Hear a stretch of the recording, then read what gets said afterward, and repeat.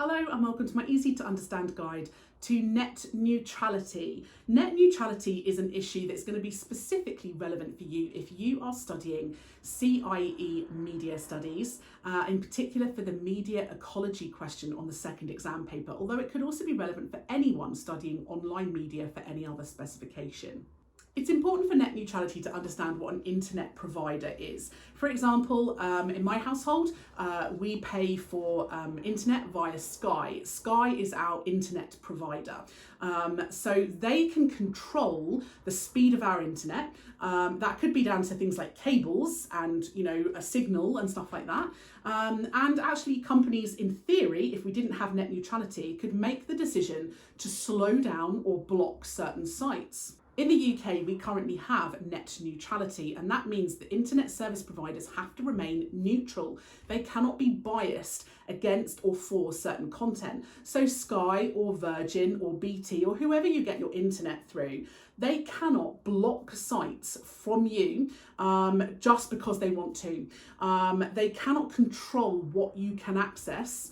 As long as it's legal, you should be able to access the whole internet. No matter what you Google or search for or type in, the speed at which you access that information should remain the same, even if it's about content that Sky or BT or Virgin or whoever else you get your internet from, even if it's content that they don't like. For example, I get my internet through Sky, but if I was to look up BT and look at how to switch my internet to BT, they can't slow down my access to that website. Sky can't shut down that website to stop me seeing it because they don't want me seeing their competition.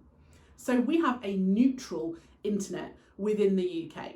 In Britain, the Office of Communications, Ofcom, actually ensure that we have net neutrality. If we did not have net neutrality, that means our internet service providers could slow down internet traffic to particular websites. And it also means that they could block particular websites from coming up in searches.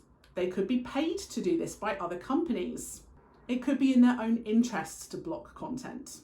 For example, if they wanted to make more money or they wanted to stop you going to other companies for competition.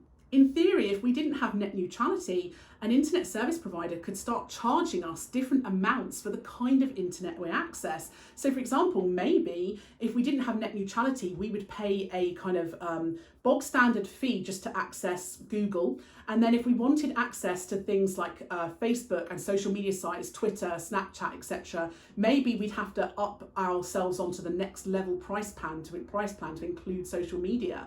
And maybe if we wanted access to streaming sites, we'd have to pay even more on our internet service plan.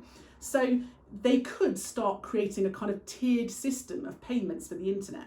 But we have net neutrality in the UK, so they can't do that. So if we decide we want to pay for access to internet in our homes or in schools, in businesses, we just pay a fee for the internet and we don't pay any more, no matter what we Google, no matter what we search for. There are some countries that do not have net neutrality. So for example, in Russia, in Japan, in the Philippines, during Trump's presidential control, he actually got rid of net neutrality in America. Trump repealed the net neutrality law in 2017. And what this means is that over the last few years, and certainly as we go into the future, there is a possibility that in America, internet service providers could start charging more for accessing certain content, and they could also legally slow down or block access to certain sites. This could result, for example, in poorer people having far less access to the internet than others. Certain people could have very limited access, and some people might have no access. Wealthy people might have access to far more content.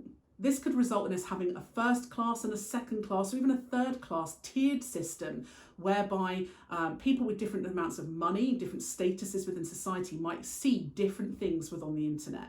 And the argument is that this would make the internet a far less fair and a far less democratic place because not everyone would have the same access as other people. So that was my easy to understand guide to net neutrality and the media. Don't forget to check out my channel for other videos that might be relevant for you. And if you would like a video I don't already have, leave a little comment below and I'll see what I can do.